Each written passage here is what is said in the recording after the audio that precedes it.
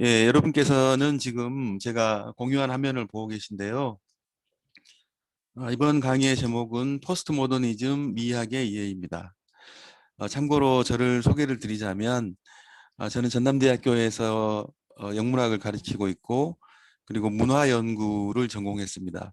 이제 문화연구를 전공했다라는 것은 문화연구 전공하는 과가 따로 있는 것이 아니고 영문학 안에서 보통 이제 소설도 하고 시도 하고 그러는데요. 저는 소설과 함께 영화, 사진 이런 것들을 같이 전공했습니다. 그래서 보통 이제 저를 소개할 때는 문화연구 전공자라고 소개합니다. 그리고 저는 전남대학교에 들어온 지는 이제 1년, 이제 2년이 조금 아직 안 됐네요. 그래서 어, 얼마 되지 않았습니다. 예, 오늘은 포스트 모더니즘 미학의 이해라는 제목으로 강의를 시작하도록 하겠습니다. 네, 이게 포스트 모더니즘이라는 단어 자체가 굉장히 쉽지 않아서 우선 지난 30여 년간 어떤 변화들이 있었는지를 짚어보고 그리고 나서 이제 포스트 모더니즘이 어떤 연관을 맺고 있는지를 이야기하도록 하겠습니다. 일단 경제적으로는 여러분들께서 아주 잘 아실 거예요. 신자유주의가 일반화됐죠. 그리고 소위 이제 투기자본, 스페큘러티브 이코노미라는 이제 어, 투기 경제가 굉장히 일반화되지 않았습니까? 뭐 주식이랄지 심지어는 비트코인 같은 것들이 일반화됐죠.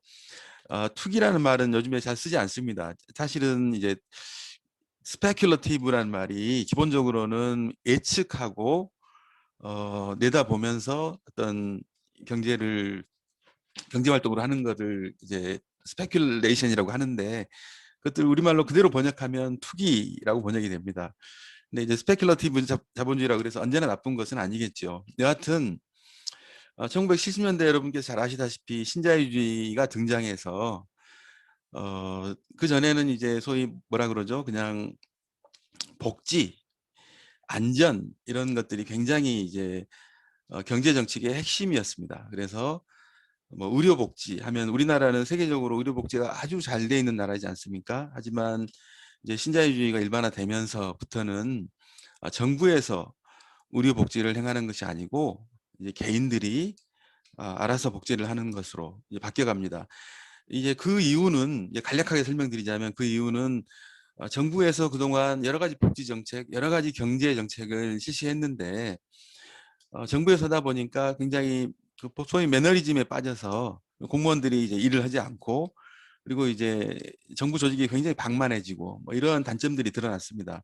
그러면서 경쟁에 맡기는 것, 시장에 맡겨놓는 것이 서로 경쟁하면서 좋은 제품을 만들어내려고 하고 그래서 정부에서 의료보험을 하는 것보다 보험사에 맡겨놓으면 여러 보험회사들이 알아서 좋은 상품들을 내놓는다라는 것이 이제 아주 기본적인 신자유주의의 방식입니다. 그러니까 시장에 맡겨놓아서 시장의 경쟁에서 효율성을 극대화한다라는 것이지요. 뭐 잘 알고 계시리라 믿습니다. 장점도 있지만 단점도 있지요. 여하튼 뭐 장점이 있건 그뭐 단점이 적건 뭐 그런 것들은 그런 평가를 뒤로 하고 기본적으로는 신자유주의가 지금은 일반화돼서 신자유주의라는 말도 잘 쓰지 않는 것 같습니다. 신자유주의와 함께 다른 어떤 정책이 있다면 비교할 수 있지만 지금은 신자유주의를 하지 않는 나라는 극소수의 뭐 예컨대 북한 같은 나라를 제외하고는 없습니다. 여하튼 경제적으로는 그렇게 이제 굉장히 이제 시장이 우리 일상에도 침투했다고 볼 수 있습니다. 문화적으로는 소위 이제 개성, 개인의 가치 이런 것들이 중시하게 됐고요. 그리고 디지털 문화가 이제 우리 사회에서 핵심을 차지하게 됐습니다. 뭐 핸드폰, 컴퓨터, 뭐 인터넷, SNS 이런 것들이 없는 세상을 상상하기가 힘들어진 것 같습니다. 그리고 이제 여성으로 대표되는 소수자들, 한때 소수자들이라고 얘기할 수 있겠죠. 이 소수의 개념은 인구가 적고 많고의 개념이 아니고 한 사회에서 인구가 많지만 권력이 공평하게 분배되어 있지 않을 때 그걸 소수라고 보통 얘기합니다. 그러니까 예를 들어서 옛날 사회 같으면 노예가 굉장히 많을 수 있죠. 그리고 귀족은 수가 적을 수 있지만 소수자는 귀족이 아니고 노예가 되겠습니다. 그래서 이제 여성이 아주 대표적인 애가 될 것 같아요. 가부장제는 뭐 누가 뭐래도 부정할 수 없는 하나의 제도고요. 그런 제도 안에서 상대적으로 발언권이 없었던 여성들이 이제 목소리를 내기 시작했다라고 평가할 수 있고, 사실 여성뿐 아니라 뭐 마이너리티들은 굉장히 많습니다. 그래서 이제 미국을 기준으로 얘기한다면 흑인, 뭐 이제 그 남아메리카 출신들, 보통 멕시칸 뭐이라고 표현하지요. 라티노 이런 사람들이 자기 목소리를 내기 시작했고, 소수민족들 뭐 이런 그 마이너리티들이 목소리를 굉장히 이제 목소리들이 굉장히 잘 낸다기보다는 들려오기 시작한 그런 시기라고 할 수 있습니다. 사회적으로는 뭐 다 아시리라고 믿습니다. 신자유주의가 시장 경제의 단점은 정부가 그거를 어느 정도 안전망을 갖춰야 되는데 사실 안전망을 갖추기가 쉽지 않죠. 그래서 국가가 분배를 하는 것이 아니고 시장에서 분배를 하기 때문에 빈익빈 부익부 현상이 굉장히 심화됩니다. 이거는 제가 저의 생각이 아니라 사실 모든 학자들이 동의하는 그런 현상입니다. 그래서 양극화, 부자는 더욱 부자가 되고 가난한 사람들은 더욱 가난하게 되고 잘 사는 나라는 더 잘 살게 되고 못 사는 나라는 더 못 살게 되고 뭐 이렇게 되는 것이죠. 그 이유 중에 하나는 우리가 보통 시장이라고 했을 때 시장의 이상은 그렇습니다. 모든 사람이 창의적인 아이디어를 가지고 자유롭게 경쟁하고 그 경쟁을 통해서 더 좋은 아이디어를 만들어내고, 그래서 새로운 기술들이 개발되고 새로운 혁신이 이루어지고 끊임없이 뭐 새로운 물결이 시장으로 들어와서 활성화돼서 이제 시장의 역동을 이루고, 그러면서 이제 좋은 생각들, 좋은 기획들이 이제 사람들에게 인기를 얻는 것, 그런 것들이 아마 시장의 이상인데, 현실적으로는 출발점이 굉장히 틀린 경우가 있죠. 그래서 유명한 사건으로서는 미국에서 이제 월마트라는 대기업이 유통 사업을 시작했습니다. 근데 월마트하고 지방에 있는 뭐 예를 들어서 슈퍼마켓하고 경쟁할 수 없죠. 그래서 이제 자본이나 뭐 규모에 있어서 여러 가지 출발점이 다르다고 할 수 있죠. 그러면서 이제 그 빈익빈 부익부 현상이 이제 일반화됐다라고 볼 수 있습니다. 세계화, 세계가 여러 가지 뭐 통신, 네트워크, 교통 이런 기술들이 발전하면서 하나의 지구촌이 된 지는 오래됐습니다. 그런데 동시에 세계화가 진행되면서 그냥 이렇게 세계화되는 것이 아니고 동시에 이제 지방의 정체성, 뭐 예를 들어서 한국인의 정체성, 전라도의 정체성, 광주 시민으로서의 어떤 의식 이런 것들에 대한 추구가 훨씬 많아졌습니다. 그래서 이러한 어떤 일방향이 아니고 다양한 방식으로 사회가 이제 변화했다고 볼 수 있습니다. 기술적으로는 여러분께서 잘 아시다시피 인포메이션이 이제 뭐 압도적으로 모든 산업을 이끌고 있죠. 그리고 소위 이제 바이오 기술, 생명과학이라고 보통 얘기하지만 크게 보면 바이오가 이제 그 세포부터 시작해서 어떤 살아있는 물질들, 과거에 이제 기술을 이끌었던 학문이 물리학이었다면 지금은 이제 생명과학, 뭐 크게 이렇게 얘기할 수 있을 것 같습니다. 정치적으로는 어, 그렇습니다. 한 70년대 정도에 사실 우리나라에도 민주화의 열풍이 있었죠. 그것은 우리나라뿐만이 아니라 세계적으로 그렇습니다. 미국에서는 민권 시대가 열렸죠.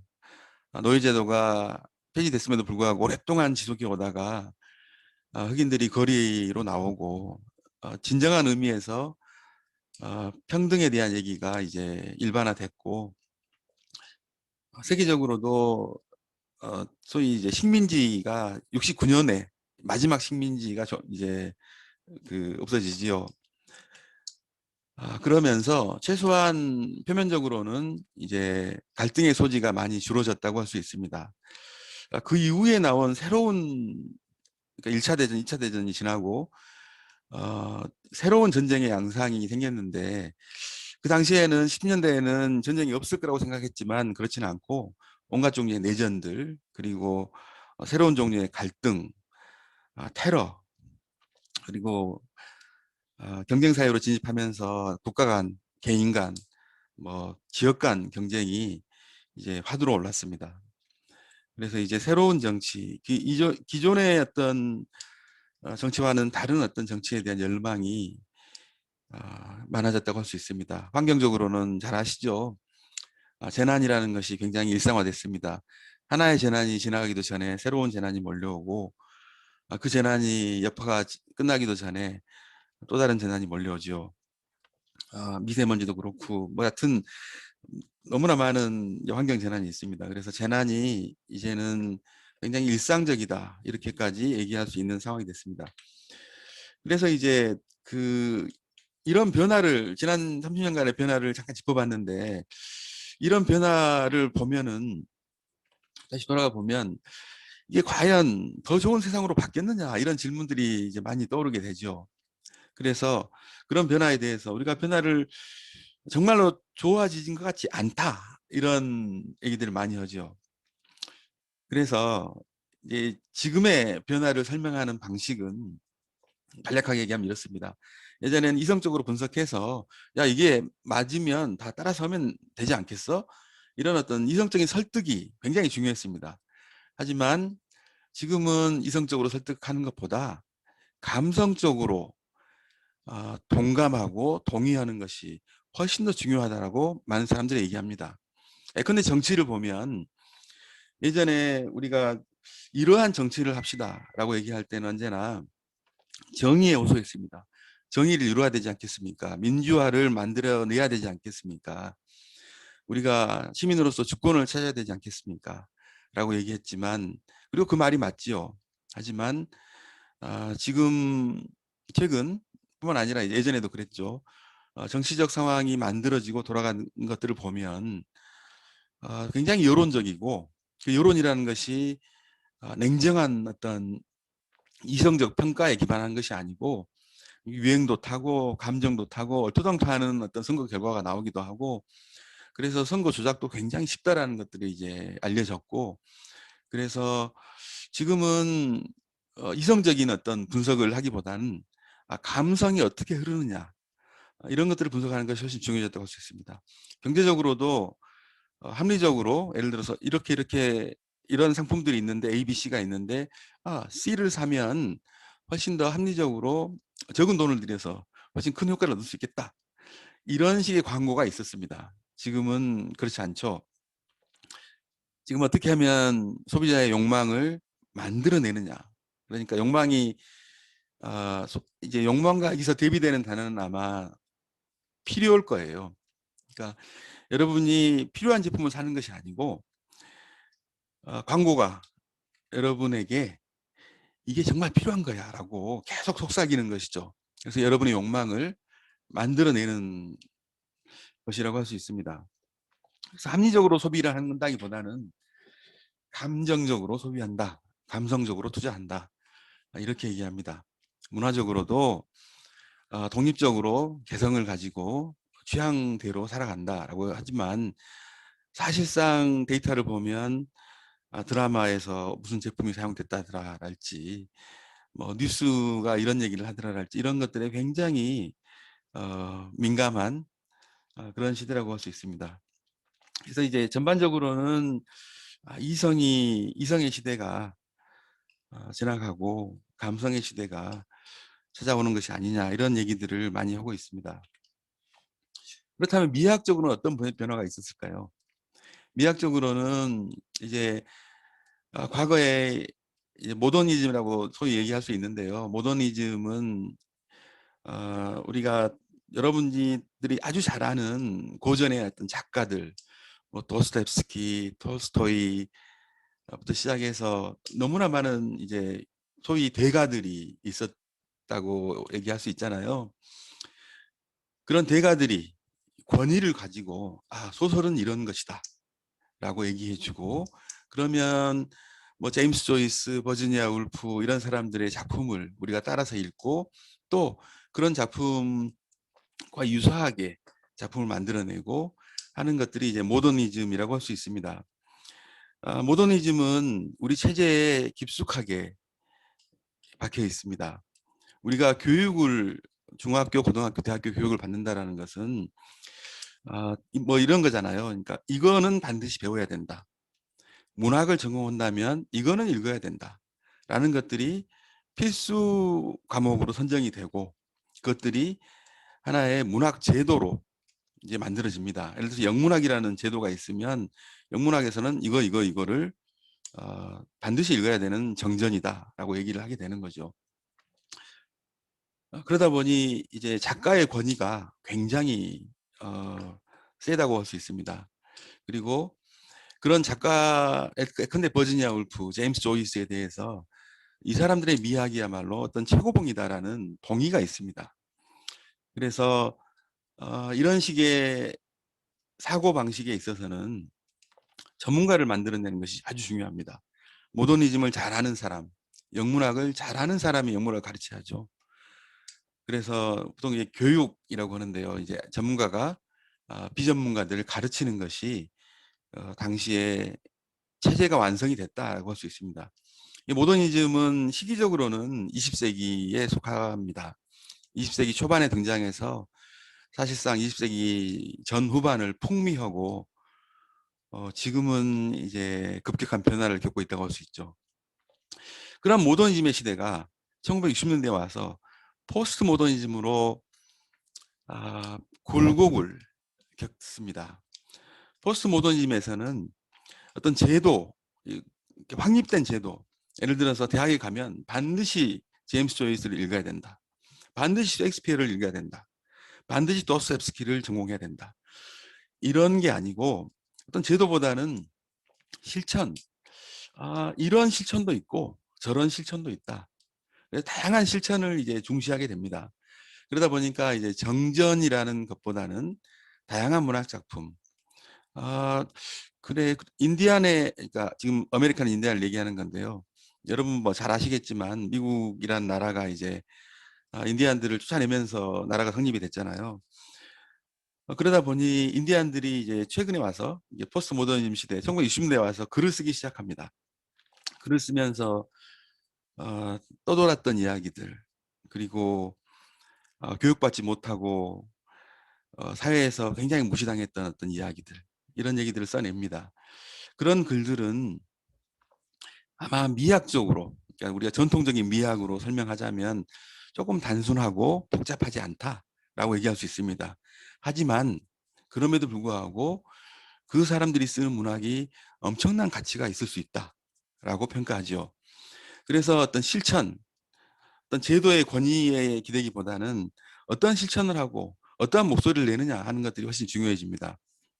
그러다 보니 지금까지는 제임스 조이스만 이제 위대하다라고 예를 들어서 버지니아 울프만 위대하다고 얘기를 했었는데 많은 독자들이 나는 울프를 읽는데 무슨 말인지 잘 모르겠어요.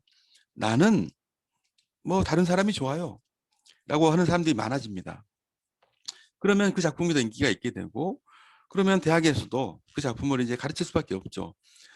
많은 사람들이 뭐 대학에 예를 들어서 학생들이 100명이 왔는데 100명 중에서 90명이 제임스 조이스를 읽고 나서 너무 시대가 다르기도 하고 어려워서 재미가 없습니다. 더 재밌는 다른 작가를 읽고 싶습니다. 라고 얘기를 하면 이제 다른 작가를 이제 가르쳐야만 하는 것이죠. 그래서 작가의 권위보다 독자의 해석들이 더 중요해지기 시작합니다. 그래서 미학적으로는 이제 예컨대 제임스 조이스에 대한 뭐 대가라는 동의보다 뭐 다양한 미학, 제임스 조이스는 이런 미학을 만들어냈지만 그렇지 않은 다른 미학도 있을 수 있겠구나 라는 생각이 이제 일반화되죠. 그 문화적으로도 이제 예전에 모더니즘 문학, 모더니즘 미학은 배워야 되잖아요. 반드시 도스토옙스키를 읽어야만 그 세계를 알 수 있는데 너무 어려웠습니다. 뭐 사실상 어렵죠. 그런데 대중문화가 등장하면서 뭐랄까요 너무 어려운 소위 정전들, 고전들이 잘 소비되지 않게 됩니다. 그러면서 대중문화가 일반화되죠. 지금 제가 말씀드리는 거는 좋다 나쁘다 이런 얘기는 아닙니다. 어떤 사람들은 예전에 고전의 가치를 지금 너무 모른다. 그렇게 얘기하는 사람도 있고, 어떤 사람들은 그때 내가 읽기 싫은 걸 읽었던 것보다 지금이 낫다라고 평가하는 사람도 있습니다. 각 시대에 어떤 흐름이 있고 그 흐름에 대해서 우리가 좋아하고 또 싫어할 수 있습니다. 하지만 그 흐름은 어떤 개인이 좋아하거나 싫어한다고 해서 바뀌진 않죠. 하여튼 그러면서 이제 대중문화가 들어섰고요. 이제 현대에 와서는 이제 포스트 모더니즘이란 말도 잘 쓰지 않고 지금은 정말로 다양한 종류의 작품들이 읽힙니다. 너무나 많은 다양한 작품들이 있고 너무나 많은 작품들이 생산되기 때문에 지금은 도대체 어떤 것들을 읽어야 되는지, 어떤 작품이 좋은 작품인지에 대해서 뭐랄까요, 동의가 없죠. 그래서 굉장히 어떻게 보면 미학적으로는 혼란의 시기라고 볼 수 있습니다.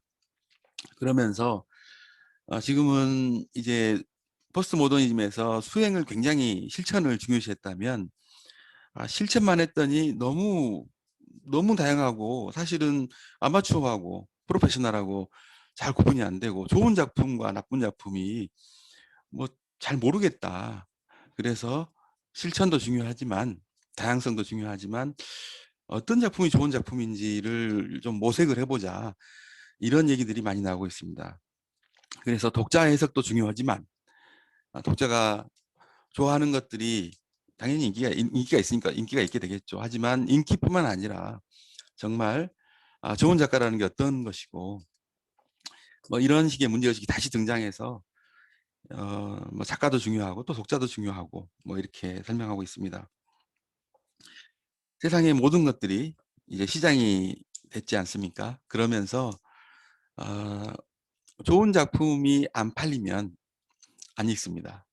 그러니까 모든 작품들이 상업화, 쉽게 말해서 팔려야 된다는 도전에 직면하고 있죠. 과연 이 도전을 어떻게 뚫고 나갈 것이냐 문제입니다. 왜냐하면 잘 팔리는 작품이 반드시 좋은 작품은 아니거든요. 뭐 잘 아시리라 믿습니다. 그래서 지금의 하두는 뭐 단적으로 얘기하면 어떤 식의 동의를 만드느냐, 어떤 식의 동의를 만드느냐를 다른 말로 하면 어떻게 공동체를 만들어 가느냐라는 말이고, 공동체를 만든다는 말은 아주 쉽게 표현하면 어떤 정치를 우리가 할 수 있느냐라는 얘기일 것 같습니다. 여기서 말하는 정치는 정치인들이 나와서 연설하고 이런 정치가 아니고 우리가 일상적으로 어떤 생각을 가지고 어떤 문화를 만들어내고 뭐 이런 것이죠. 아주 간단하게 내가 하는 정치, 정치인들이 하는 정치가 아니고 아주 폭넓은 의미에서 어떤 정치를 할 것이냐가 중요해졌다고 할 수 있습니다. 제가 지금 설명이 길어지고 애들을 좀 많이 준비해놨는데 설명이 좀 길어졌습니다. 빨리 하도록 하겠습니다. 미학적 변화의 시작은 이렇게 표현할 수 있습니다. 모더니즘이 체제를 갖춘 것이 20세기 초반입니다. 그러니까 1900, 뭐 예를 들어서 10년, 1920년 이때쯤에 모더니즘이라는 것이 완성이 되죠. 그러면서 사실 지금까지 이제 아주 기본적인 뼈대를 형성하고 있습니다. 그런 뼈대에 대해서 도전했던 것이 포스트 모더니즘, 즉 1960년대 이후입니다. 그리고 1920년대 포스트 모더니즘 등장해서 문화, 문학, 미술, 예술의 지형을 굉장히 많이 바꾸지요. 그리고 나서 지금은 포스트 모더니즘의 한계가 어느 정도 드러났습니다. 그러면서 아까도 말씀드렸지만 독자 굉장히 중요합니다.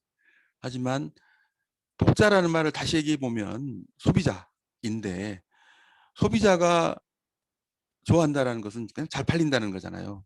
그러면 상업적으로 성공한 작품이 좋은 작품이냐 이런 질문이 나올 수밖에 없는 것이죠. 그래서 독자 제일주의, 뭐 독자 뭐 반응주의에서 지금은 그 이후에 어떤 것이 있을까라는 모색의 시기라고 할 수 있습니다. 아까도 말씀드렸지만 이제 지금은 아직까지도 뭐 문화적으로도 그렇고 미학적으로도 그렇고 어떤 예전 같은 합의는 없습니다. 가장 어떻게 보면 혼란스럽고 힘든 시기라고 할 수 있을 것 같습니다. 이제 다시 포스트 모더니즘으로 돌아가서 오늘이 이제 주제가 포스트 모더니즘이니까요. 포스트 모더니즘의 문화적인 조건이 무엇이냐라는 질문이 있을 수 있습니다. 그러니까 쉽게 말해서 모더니즘은 권위가 있습니다. 그래서 이거 하면 돼라고 얘기합니다. 그러면 이제 하면 편하죠. 셰익스피어 읽으면 돼. 그러면 셰익스피어 읽으면 됩니다. 아, 셰익스피어는 정말 위대한 것 같아. 너무 감동했어. 라고 얘기하면 되고, 도스토옙스키를 읽고 나서 아, 영혼의 문제를 이렇게 다루는 사람이 세상에 어디 있을까? 아, 인간의 죄의 본질의 문제를 이렇게 파고든 사람이 세상에 어떤 작가가 이럴 수 있을까? 뭐 감동했다. 이렇게 얘기할 수 있는 것이죠. 그래서 어떤 뭐 방금 도스토옙스키 예를 들었으니까 이런 사람들이 문학을 뭐랄까요? 규정하죠. 문학은 이런 것이다. 아, 그렇게 이제 모더니즘이라고 한다면 그런 권위들이 굉장히 흔들리는 시기가 바로 이제 포스트 모더니즘의 시기인데 포스트 모더니즘의 문화적 조건은 그렇습니다. 하나, 정치적으로 하나, 민주화, 독재 시대에 그리고 식민지의 시대에서 독립을 이루는 것, 독재 시대에 민주화를 열망하고 민주화를 만들어내는 것. 모든 정치는 민주화라는 말에 수렴됩니다. 바로 이것이 좋건 나쁘건 제가 그 시대를 평가하는 것은 아닙니다. 어떤 하나의 권위, 하나의 말이 권위를 가지는 것이 모더니즘입니다. 그런데 민주화 이후에 뭐 그게 지금 민주화가 뭐 잘 됐다, 안 됐다 여러 가지 평가가 있을 수 있죠. 뭐 잘 안 됐겠죠. 그런데 그럼에도 불구하고 형식적으로는 민주화를 이뤘습니다. 민주화 이후에 굉장히 많은 사회적인 요구가 터져 나옵니다. 다양한 목소리들이 나오는 것이죠. 도스토옙스키도 좋았지만 도스토옙스키가 그렇게 천착했던 영혼의 문제 중요했지만 젊은이들에게 그 과연 이제 뭐 조금 더 뭐랄까요 톡톡 튀고 영혼의 문제 같은 아주 무거운 얘기보다는 조금 더 가벼운 얘기를 듣고 싶어하는 젊은이들에게 영혼의 문제 나는 그렇게 종교적이지 않은데 라고 얘기할 수 있는 권리가 있는 것이죠. 그래서 포스트 모더니즘의 문화적인 조건은 바로 이것입니다. 단 하나에 대한 동의가 없을 것. 그래서 아주 유명한 리오타르라는 철학자는 그 메가 여기서 메가는 이제 여러분 뭐 메가시티 아시죠? 엄청나게 큰 하나의 메가 디스코스 어떤 하나의 담론이 지배하지 않는 것이야말로 우리가 포스트 모던 사회로 진입하기 위한 조건이다 이렇게 얘기합니다. 그래서 모더니즘의 시대에 예를 들면 이 그린버그라는 사람이 비평가인데요. 이렇게 얘기했습니다. 페인팅의 가장 중요한 역사는 모더니즘이 만들어냈다. 그리고 모더니즘에서 그림에서 최소한 가장 위대한 대가 사람마다 다 평가가 다르죠. 누구는 마네를 좋아하고 누구는 모네를 좋아합니다. 누구는 피카소를 좋아하고요. 하지만 모더니즘이라는 어떤 그림에서 할 수 있는 모든 것이 모네에서 완성됐다라고 하는 것이 굉장히 이제 일반적인 평가입니다. 그래서 모네가 이제 가장 위대한 뭐 세잔도 있고 많이 있죠. 많이 있는데 많은 사람들은 모네가 모더니즘을 완성했다라고 얘기하죠. 그래서 모더니즘을 공부한다. 모더니즘 그림을 공부한다라고 한다는 것은 모네를 어떠한 방식으로든지 공부를 한다라는 것이죠. 모더니즘 시대에 모네가 있었다면 또 이런 사람도 있었습니다. 말레비치라는 사람입니다. 그림 여러분 잘 보이시죠?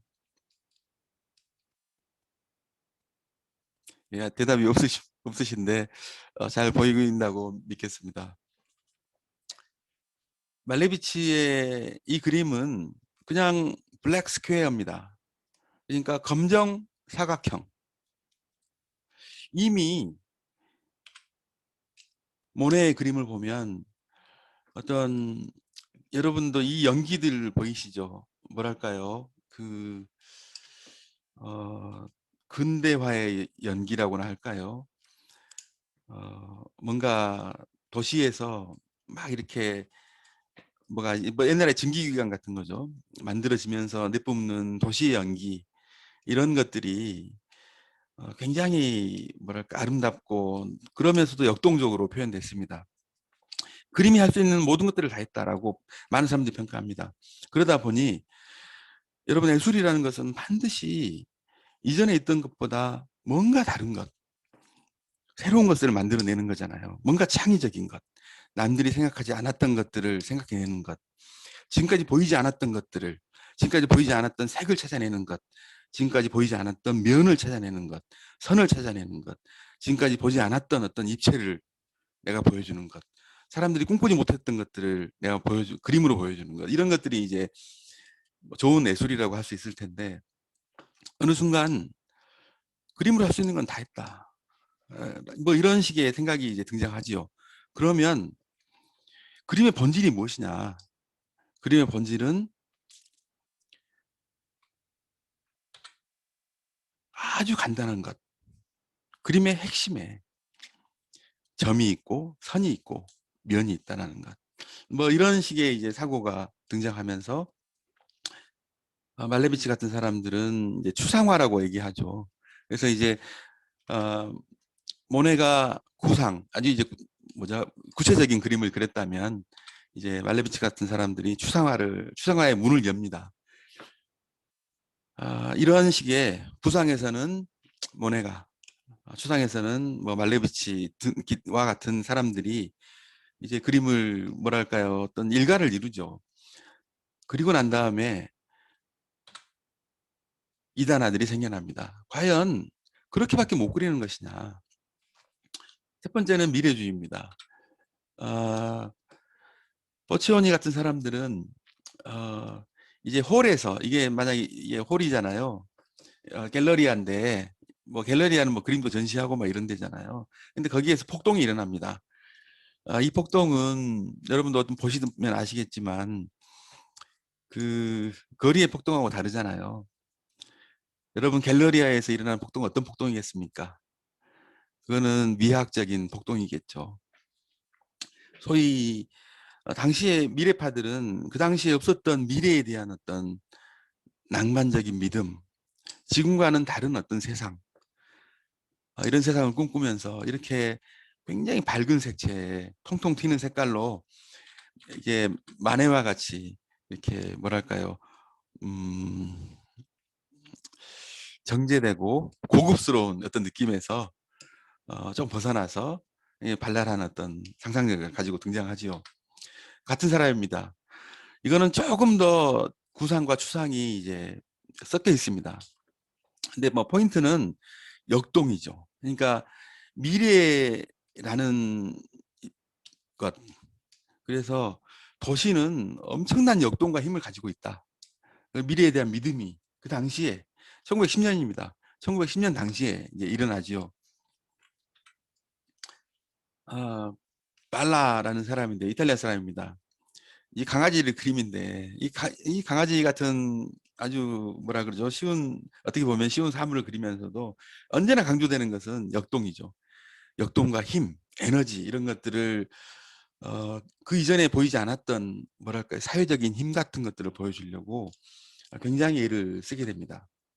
발라의 똑같은 그림입니다. 리듬 오브 더 바이올리니스트입니다. 바이올린을 켜는 사람, 소리를 어떻게 하면 잡아낼 수 있을까? 라는 게 이제 그 사람들의 고민이었다는 것이죠. 지금 미래파 예를 들었는데 그 당시에 이제 모더니즘이 굉장히 경건하고 어떻게 보면 엄숙하고 문학은 예컨대 삶에 대한 진지한 고민이다. 미술은 삶에 대한 통찰이다. 조각은 지금까지 인간이 만들었던 형상에 대한 뭐 애찬이다.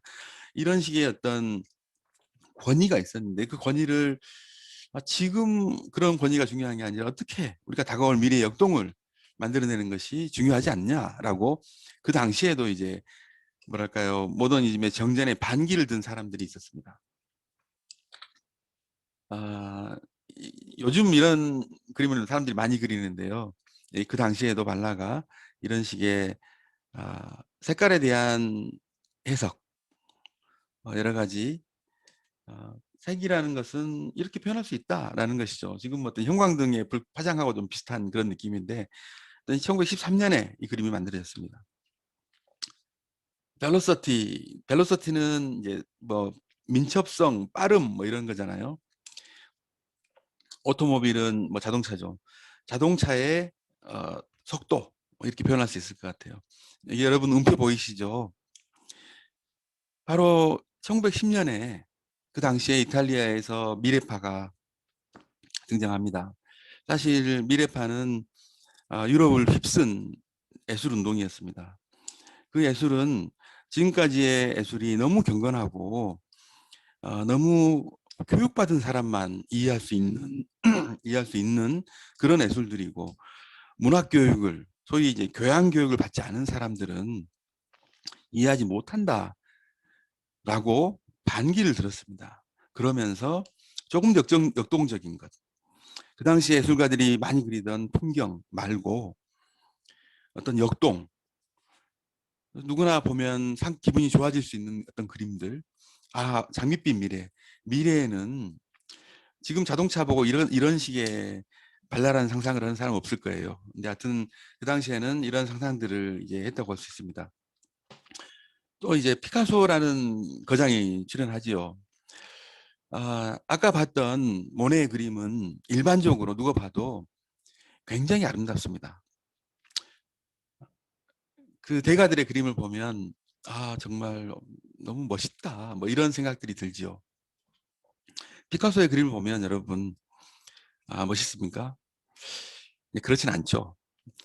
피카소는 이제 잘 알려지기로 이제 여러 가지 그 각도에서 사람과 사물을 관찰해서 그런 각도들을 섞어 놓습니다. 그러니까 여기에 있는 이 사람들, 아비뇽의 여인들이잖아요. 아비뇽의 여인들은 전통적으로 그려진 그림처럼 아름답지 않습니다. 대신에 이제 얼굴이 정면으로 있기도 하고 측면에서 보이기도 하고 탈을 쓴 것처럼 보이기도 하고 심지어는 오른쪽 아래에 있는 여인의 얼굴은 여러 가지 면들이 여러 가지 관점들이 한꺼번에 존재해 있습니다.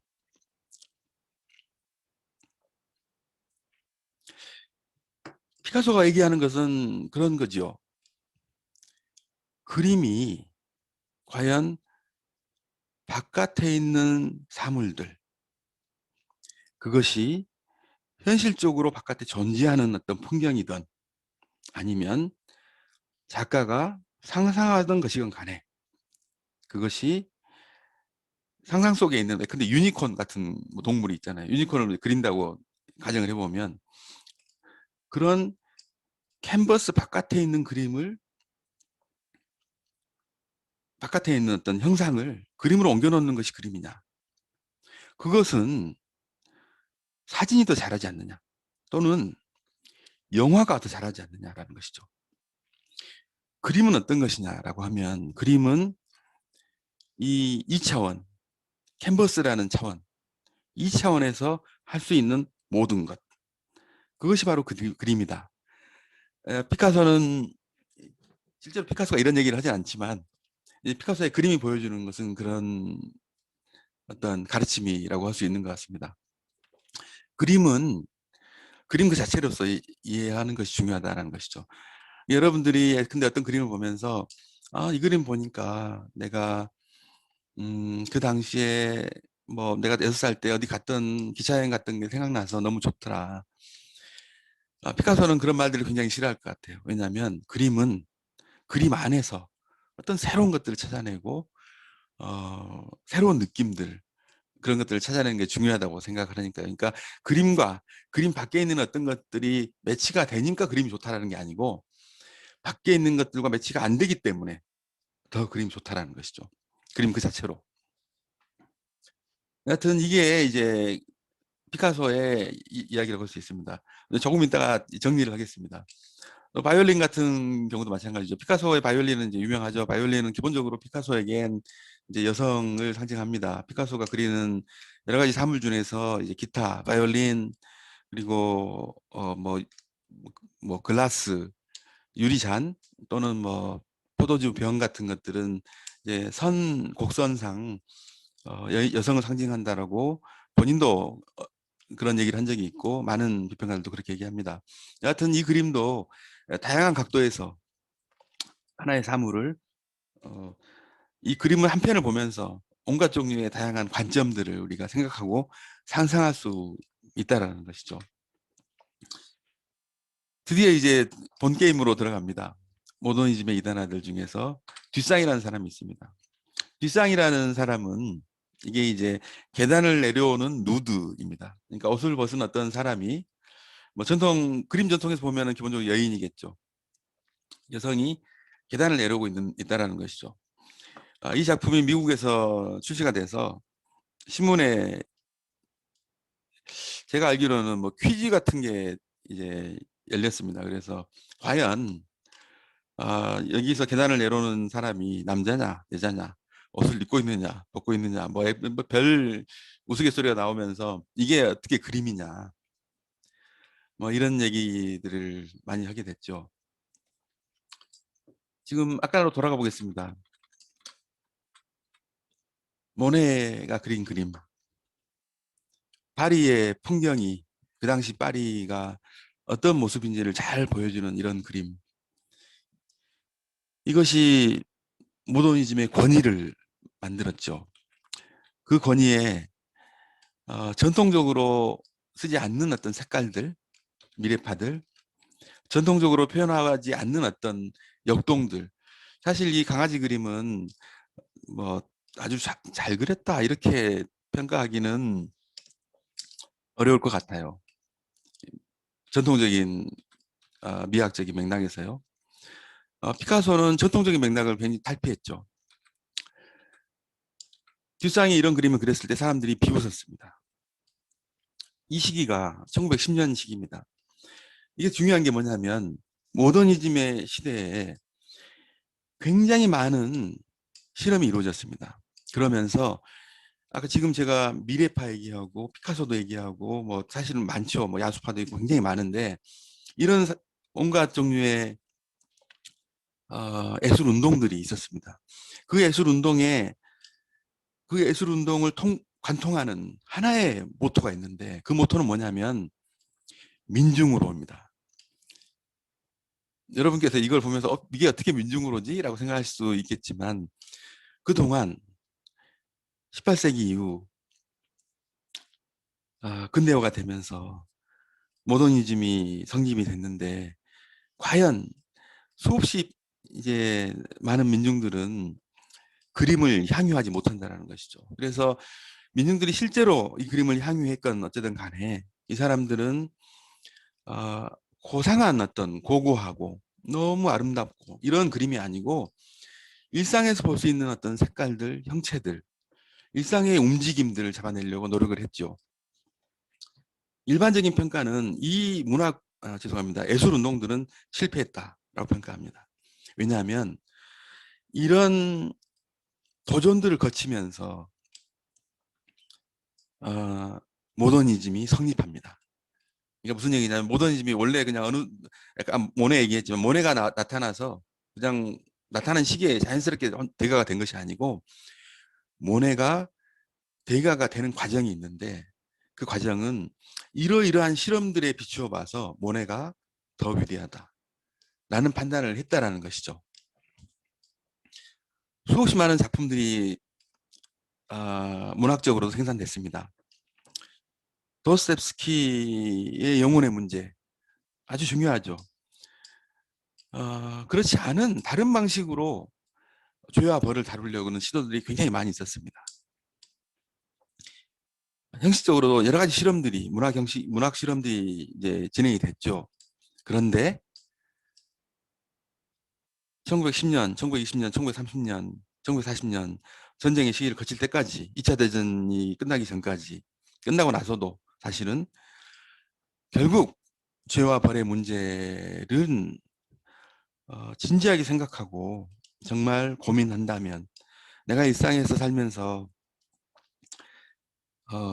뭐랄까요, 여성으로서의 사랑의 문제, 만남이라는 것이 어떤 것인지 문제를 정말 고민한다면 버지니아 울프를 읽어야 된다라고 판단, 뭐랄까요, 시대적인 판단이 내려진다라는 것이죠. 바로 이것이 모더니즘의 성립입니다.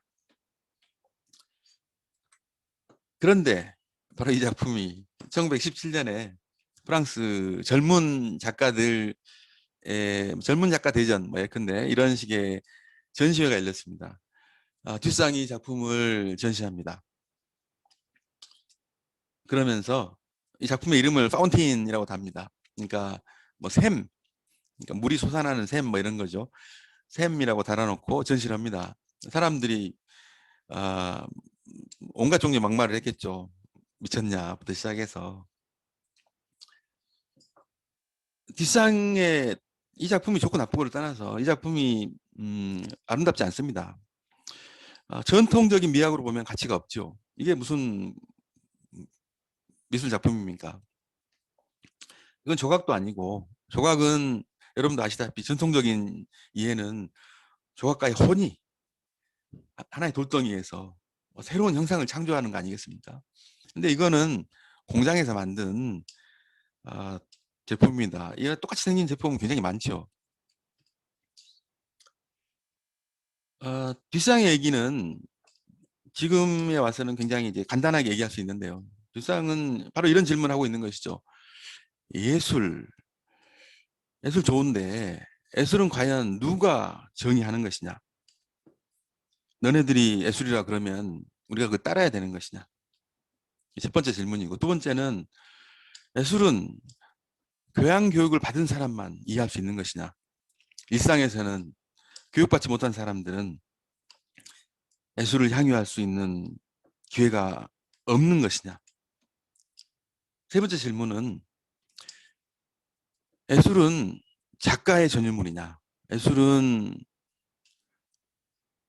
일상을 이루는 사물들, 뭐 예컨대 변기, 뭐 예컨대 우리가 집에서 쓰는 어떤 바구니 같은 수공품, 우리가 집에서 뭐 흙으로 빚는 그릇들, 근데 이런 것들은 예술이 될 수 없는 것이냐?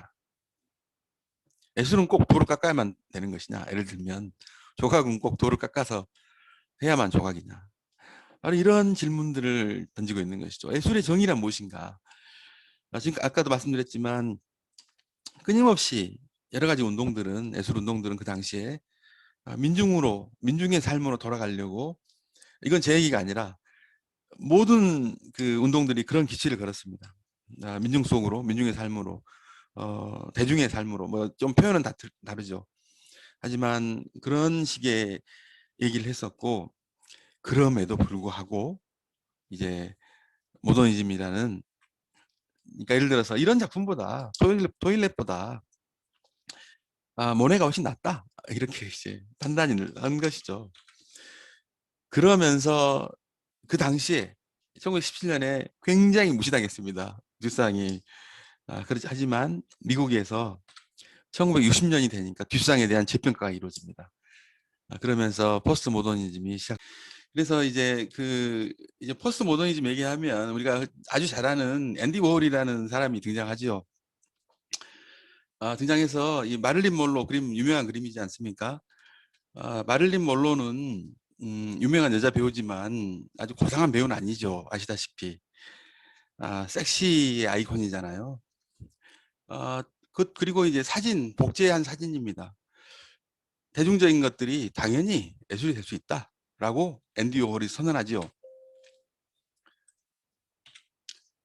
심지어는 이 캠벨 수프는 우리나라에 보면 뭐 스팸 뭐 이 정도입니다. 그러니까 예를 들어서 이런 수프를 사진을 찍어놓고 예술이다라고 표현하지요. 그리고 앤디 워홀은 사실 예술이란 말을 쓰지 않고 자기 자신의 어떤 작업하는 장소를 공장이라고 표현합니다. 플랜트. 그리고 심지어는 이제 이게 큰 사건이죠. 브릴로 박스인데 브릴로 박스라는 게 어떤 의미가 있는 것이 아니고 그냥 예를 들어서 뭐 삼양라면 박스 이런 거 쌓아놓는 거죠. 예술이다라는 거죠. 앤디 워홀은 아주 기본적으로 여기서 던지는 질문은 뭐 예술은 우리가 삶에서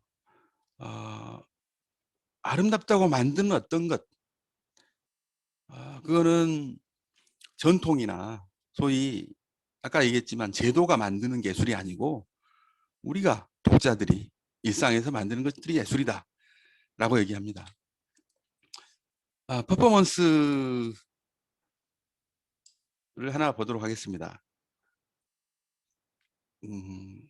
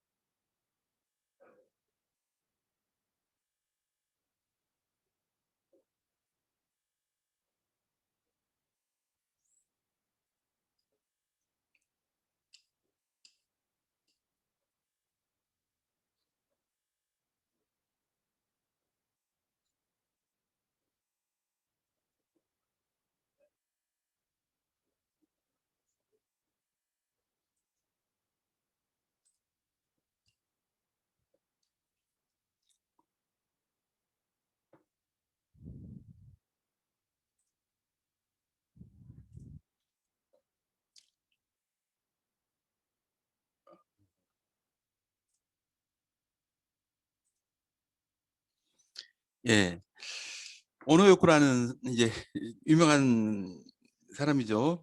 존 레논이라는 가수의 이제 뭐 애인이었나요? 그렇죠. 컷피스. 보통 이제 피스라는 말은 이제 작품이란 뜻도 있죠. 아, 자르는 것. 여성의 뭐랄까요, 전통적인 이렇게 긴 드레스를 자르는 것. 그것의 의미가 무엇인지는 사람마다 다를 수 있습니다. 그게 바로 퍼포먼스의 특징이잖아요. 퍼포먼스는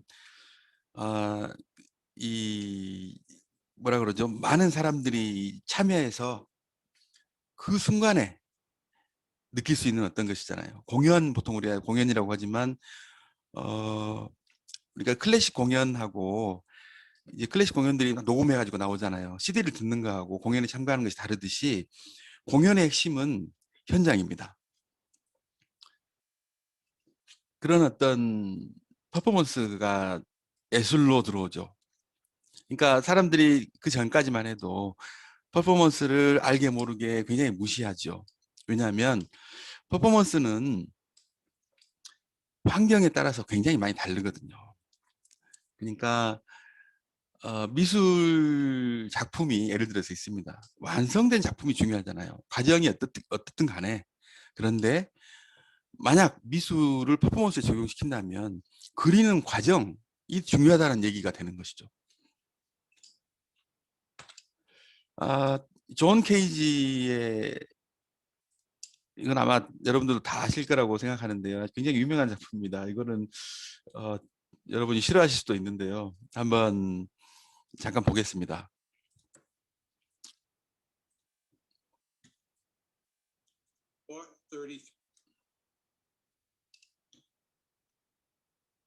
And now a performance of John Cage's 433.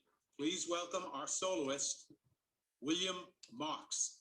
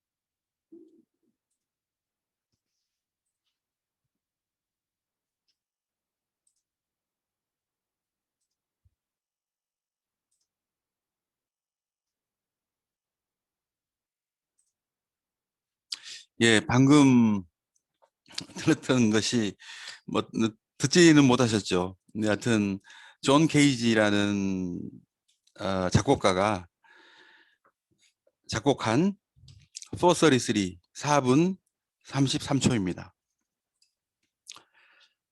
존 케이지가 작곡을 하고 윌리엄 막스가 연주를 했죠. 그런데 연주를 하지 않잖아요.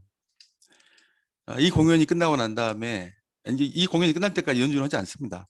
그냥 이제 시계를 보고 시간을 맞춰서 피아노 덮개를 열었다가 닫았다가 열었다가 닫았다가 하는 것이죠. 이게 4분 33초 동안 진행이 됩니다. 끝나고 나서 윌리엄 막스가 인사를 하고 퇴장을 하죠. 과연 이걸 어떻게 해석할 것이냐. 여러분이 예상한 그런 반응이 나오죠. 아, 장난이냐, 뭐 돈 물려달라. 그렇다고 존 케이지가 이제 그 전까지 되게 막 이상한 뭐라 그러죠, 장난만 치는 그런 애수가 아니었죠. 근데 여하튼 이 작품이라고 얘기를 할 수 있을지 모르겠지만 이 작품의 의미는 이제 존 케이지가 직접 설명합니다. 지금까지 음악이 멜로디만 음악이라고 생각하고 화성학이 음악이 전부라고 생각하고 고전의 시대, 그러니까 소위 이제 대가들 베토벤, 모차르트 뭐 많이 있잖아요. 쇼팽. 이 사람들이 음악을 그렇게 배우려고 하고 했던 것들이 과연 우리가 아는 음악의 전부일까? 동양의 음악은 음악이 아닌 걸까? 과연 유럽, 프랑스, 독일, 오스트리아에서 원래는 거기도 이제 뭐라 그러죠? 종교 음악에서 출발해서 그냥 민족 음악인데 유럽의 문화가 어쨌든 간에 세계를 지배하게 되면서 그걸 따라서 오고 있는데 과연 그것이 음악의 정의인가? 왜 바람 소리는 음악이 될 수 없느냐? 쉽게 말해서 이런 거죠. 과연 어떤 소리들은 좋다고 생각하고 어떤 소리는 나쁘다고 생각하는데 누가 판단하느냐? 그리고 이제 백남준의 비디오 아트가 있습니다. 아, 비디오 아트는 길지 않으니까 이것도 잠깐만 공유를 해보도록 하겠습니다.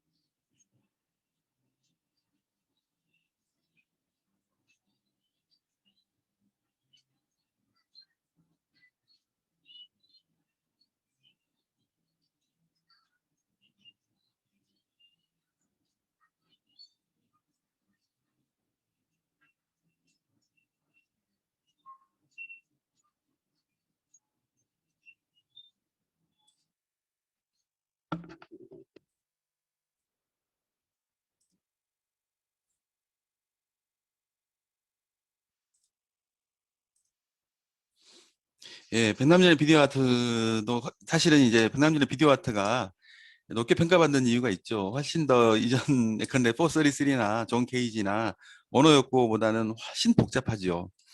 지금은 이제 95년 작품인데 사실 이 백남준이 활동을 처음으로 시작한 것은 어, 그 캐나다에서 존 케이지, 아까 방금 나왔던 존 케이지나 오노요코랑 같이 이제 시작하죠. 이런 식의 작품들 말고도 또 다른 작품들도 있습니다. 그러니까 근데 갑자기 어떤 사람이 모여서 그 뭐라 그러죠? 그냥 모이는 거죠.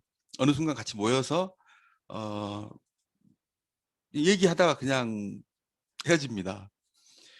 해프닝이라고 그러죠. 그러니까 해프닝이라는 말은 영어로는 그냥 뭐 어떻게 해석해야 될까요? 이런 얘기 하잖아요. 야, 그 해프닝이지 뭐. 그러니까 해픈 발생하는 거죠. 어떤 사건이 발생하고 끝입니다. 근데 이런 것들. 그러니까 지금 앤디 워홀부터 시작해서 오너였고 그 누구였죠? 존 케이지, 백남준과 같은 사람들이 제기하는 문제는 모두 비슷하죠. 지금까지 전통적으로 근엄하고 웅장하고 고상했던 어떤 예술들, 과연 그것만 예술이냐라는 거고, 백남준은 이거 그림을 보시면 아시겠지만 동양, 서양, 그다음에 음악도 이제 동서양을 뭐 이제 가로지르잖아요.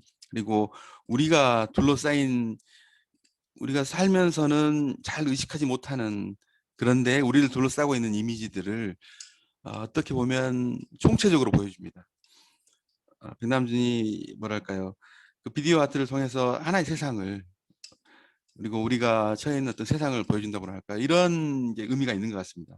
여하튼 포스트 모더니즘이라는 포스트 모더니즘의 기수들이잖아요. 이런 사람들이 이런 사람들이 제기하는 문제는 아주 요약하면 아까 뒷장에 파운틴이 나와 있습니다. 예술은 누가 정의하느냐? 예술은 누가 만드느냐? 예술은 어떻게 향유될 수 있느냐? 일상이 예술이 될 수 있느냐?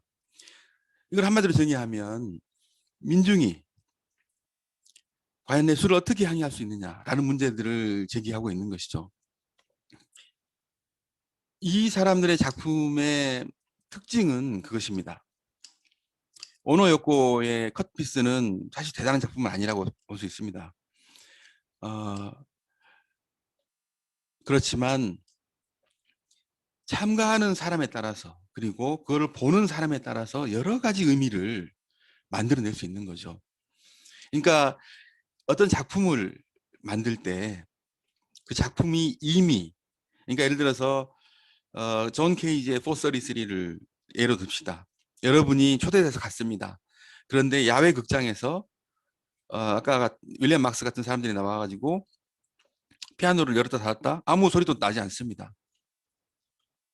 여러분 생각합니다. 왜 그러지? 지금 예술을 해야 되는 거 아니야? 피아노를 쳐야 되는 거 아니야? 왜 치지 않지? 제일 처음에 이렇게 생각하다가 나중에는 그럼 피아노를 쳐야만 과연 내가 너무 예술을 한쪽으로만 기대하고 있었던 게 아닐까? 두 번째죠. 그리고 야외 극장입니다. 새소리, 바람소리 같은 것들을 듣습니다. 여기에 바로 핵심이죠. 어떤 소리를 듣는가는 여러분에 달려 있습니다. 그리고 어떤 소리가 아름다운가를 판단하는 것도 여러분에게 달려 있죠. 오노요코의 컷피스를 보면서 어떤 사람은 아무도 아니야 라고 할 수 있습니다. 어떤 사람은 여성이라는 것이 꼭 그런 옷을 입어야 될 필요는 없잖아. 옷을 자르는 것이 어떤 상징적인 의미가 있구나. 지금까지 어떤 옷으로 어떤 상징되는 어떤 굴레 같은 것들을 잘라버리는 그런 의미가 있구나 라고 해석할 수도 있습니다. 그렇게 해석하지 않을 수도 있습니다. 핵심은 독자에게 열려있는 어떤 것들을 만들려고 노력한다는 거죠. 백남준의 비디오 아트도 마찬가지입니다. 하나의 어떤 주제로 소환되지 않습니다. 바로 이런 것들이 포스트 모더니즘을 이끌어가는, 물론 지금 제가 보여드린 작품들은 사실 이제 좀 과격한 작품들이죠. 그리고 뭐랄까요, 일종의 혁명가들이라고 할 수가 있는데요. 왜냐하면 그 당시에 어떤 근엄했던 어, 모더니즘의 시대를 깨는 망치를 들고 나온 사람들이잖아요. 그렇기 때문에 어, 혁명가들이라고 할 수가 있겠죠. 그러면서 그 사람들이 이제 메시지를 전하는 거죠. 그런데 아까 뒷상의 파운틴이 1917년에 전시가 돼서 많은 사람들의 비웃음으로 끝났다면 백남준이나 오노요코나 존 케이지와 같은 사람들은 굉장히 좋은 평가를 받습니다. 뭐가 바뀌었을까요? 시대가 바뀐 것이죠. 1910년, 20년, 30년, 40년, 50년, 사실은 60년, 70년까지 계속 되지만 많은 사람들은 예술은 이런 것이다. 예술의 권위는 좋은 작가에게서 나온다. 피아노는 이렇게 쳐야만 된다. 그림은 이래야만 된다. 문학은 이러이러한 문제를 다루고 이런 방식으로 써져야 된다. 라는 어떤 공식 같은 것들을 믿어왔고 또 그것이 반드시 나쁘다고 할 수 없습니다. 근데 도스토옙스키가 무협지를 쓰는 사람보다 무협지나 무협지로 예를 들죠. 저는 사실은 무협지가 아주 나쁘다고 생각하지는 않습니다만 무협지를 쓰는 것보다 훨씬 많은 고민과 의미를 담고 있고 인생에 대해서 당시의 러시아 사람들의 삶에 대해서 아주 깊은 통찰을 전해주는 것은 사실이거든요. 문제는 그것이 아무리 좋은 거라고 할지라도 권위를 갖게 되고 그 권위가 몇십 년 동안 지속되게 되면서 나는 그렇지 않은데 라는 사람들이 많아지고 그것은 예컨대 60년대 이전까지의 시대 정신이 어떤 사회적인 권위를 만들고 거기에 동의하는 개발적으로 동의하는 것이 어떤 시대 정신이었다면 60년대 이후에 가시화되기 시작한 시대 정신은 다양성이라고 할 수 있습니다. 국가는 이래야 된다. 이게 예컨대 가장 강한 공동체 국가죠. 지역에서는 가장 강한 어떤 문화의 힘, 전통이죠. 그런 것보다 다른 어떤 다양한 방식의 공동체 방식들이 공동체를 이루는 다양한 모습, 다양한 형태들이 등장한다는 것이죠. 그래서 우리는 모더니즘의 시대와 다른 시대가 열렸고 그런 시대가 열렸다라는 것을 이미 열리고 있다라는 것을 뭐랄까요 감지한 어떤 선구자들이라고 이 사람들을 평가할 수 있습니다. 이 사람들에 대해서 여러분들께서 동의하셔도 되고 동의하지 않아도 됩니다. 예컨대 오노요코가 하는 것들이 뭐 그게 매술이야 나는 별로라 라고 생각하셔도 괜찮습니다. 실제로도 저도 별로라고 생각합니다. 그런데 그럼에도 불구하고 그것이 그 이후에 어떤 사회의 변화를 응축해서 담고 있다는 것은 이제 부정할 수 없다라는 것이죠. 그래서 어떤 변화가 생겼냐를 다시 한번 이제 짚어보면 아까 말했다시피 커뮤니케이션에 엄청난 변화가 있지 않았습니까? 커뮤니케이션이 어떤 권위가 굉장히 중요했다라면 옛날 커뮤니케이션에서 옛날에 대화하거나 토론하거나 할 때 권위가 있고 없음이 굉장히 중요했습니다. 예를 들어 학교 선생님은 자연스럽게 권위가 생기죠. 지금 학교에 선생님 권위가 있습니까? 아, 개탄할 현실이지만 어쨌든 권위가 없죠. 소셜 미디어. 그러니까 내가 하고 싶은 커뮤니케이션을 하겠다라는 거잖아요. 많은 사람들이 다른 사람의 권위 있는 목소리만 듣고 따라서지 않고 나는 내 목소리를 내겠다라고 얘기하고 있는 것이죠. 세대도 어떤 우리나라의 전통적인 어떤 사상이나 문화로 봤을 때 있을 수 없는 일들이 많이 벌어지고 있죠. YOLO라는 말 들어보셨습니까? You only live once. 당신은 단 한 번만 산다라는 것이죠. 그런 이게 무슨 말이냐면 다 아시겠지만 두 번 살지 않는데 내가 왜 아끼느냐? 저축 안 한다. 나는 100만 원 벌어서 99만 원 쓰고 살겠다. 만 원도 저축하지 않을 수도 있죠. 그러니까 미래를 준비하는 것보다 한 번 사는데 현재에 충실하겠다. 즐기면서 살겠다라는 것이죠. 비혼이라는 말이 있습니다. 잘 아시죠? 젊은 세대들은 요즘에 가장 큰 고민입니다. 이게 무슨 고민이냐라고 생각하실 수도 있겠지만 아, 혼인 결혼이라는 것이 이제 사실상 굉장히 힘든 사람들이 많아졌잖아요. 실업의 문제가 젊은이의 삶을 굉장히 뭐랄까요 피폐하게 만들고 있죠. 잠깐 얘기를 길게 하자면 실업은 구조적인 문제입니다. 뭐 아시겠지만 예전에 방직 공장에서 100명이 일을 했다면 지금 컴퓨터 산업에서는 주식 산업에서는 한 명이 100명이 일한 것보다 옛날 100명이 일한 것보다 훨씬 많은 수익을 가져올 수 있습니다.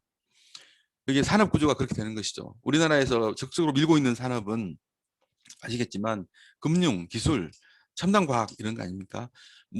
이 모든 것들은 한 명이 예전에 1000명이 할 수 있는 1000명이 낼 수 있는 소득을 만들어내는 그런 일을 하고 있죠.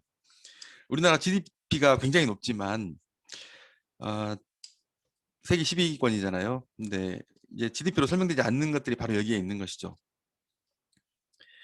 왜 그러느냐라고 하면 그거는 뭐 우리나라가 별나서 그렇다기보다는 물론 우리나라 산업 구조에 문제가 있습니다. 뭐 잘 아시겠지만 여러 가지 문제가 있죠. 그럼에도 불구하고 인건비 때문에 그렇습니다. 인건비가 너무 높으니까 임금을 못 주는 것이죠. 그래서 예전에 있던 방직 공장들을 다 이제 남미로, 중국으로, 인도네시아로 옮겨갔습니다. 공장주들로서는 그렇게밖에 할 수 없는 것이죠. 이익을 볼 수 없으니까요. 그거는 세계 경제 구조가 그런 식으로 신자유주의 시대에 와서 재편됐죠. 그렇기 때문에 빈익빈 부익부 현상이 아까 말씀드렸다시피 일어날 수밖에 없는 것이고 실업이 양산될 수밖에 없는 산업 구조를 가질 수밖에 없는 것이잖아요. 그런데 그렇게 선택하지 않을 수 않기가 굉장히 힘들죠. 이게 이제 세계 경제 질서가 그런 식으로 재편되고 있기 때문에 재편되어 왔기 때문에 거기에서 뭐라 그러죠? 삐딱선을 타기가 따로 독자적인 행보를 하기가 쉽지는 않죠. 여하튼 이런 상황에서 이제 비혼은 뭐랄까요? 이제 반드시 필수적으로 생각을 해야만 되는 그런 상황인 것 같습니다. 뭐 결혼도 있고요. 싱글 패밀리도 많아졌죠. 그러니까 예전에 표준 가족이라고 하면 뭐 엄마, 아빠, 아들, 딸 넷이죠. 그게 이제 모델입니다. 좋은 가족의 이미지에 보면 뭐 광고건 신문이건 뭐 사진이건 예술 작품이건 간에 행복한 가족 하면 최소한 4명이 나오고 조금 더 행복하려고 하면은 할머니, 할아버지 이렇게 있으면 더 행복하지요. 경제적으로도 지금 너무 힘들어졌고 여러 가지 이제 윤리적으로도 문화적으로도 이제 아까 말씀드렸다시피 민주화가 되고 개성을 중요하게 생각하는 그런 시대가 오면서 표준 가족이 몰락하고 그 여파로 싱글 패밀리가 증가합니다. 그러니까 엄마 편부모 가정이죠. 예전에 싱글 패밀리만 문제가 있다. 뭔가 잘못됐으니까 그렇겠지라고 하는 경우가 많았습니다. 지금은 그렇게 얘기하면 큰일 나죠. 그리고 그렇게 얘기하는 것이 좋지 않다라고 저 생각합니다. 어, 어떤 가족 형태를 가지고 갔든 간에 그것은 문제가 있기 때문일 수도 있지만 그렇지 않을 수도 있습니다. 그걸 어, 사회가 그렇게 굉장히 많은 사람들이 그렇게 실천하고 있는데 그거를 단순히 문제가 있다고 표현할 수는 없는 것이죠. 기본적으로 죄송합니다. 가족 형태가 바뀌고 있다라고 평가할 수 있죠. 도시가 성장하고 농촌이 붕괴됐습니다. 전통사회가 많이 붕괴되고 새로운 가치들이 등장했죠. 정치의 경제화는 좀 긴 말이지만 요즘 정치에서 가장 중요한 한 단어 경제입니다. 경제를 어떻게 만드느냐, 어떻게 하면 조금 더 잘 살게 할 수 있느냐.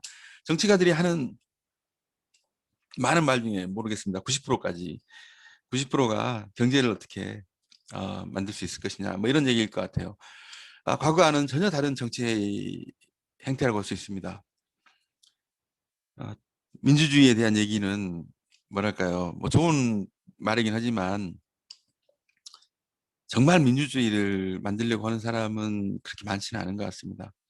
뭐 여하튼 많을 수도 있죠.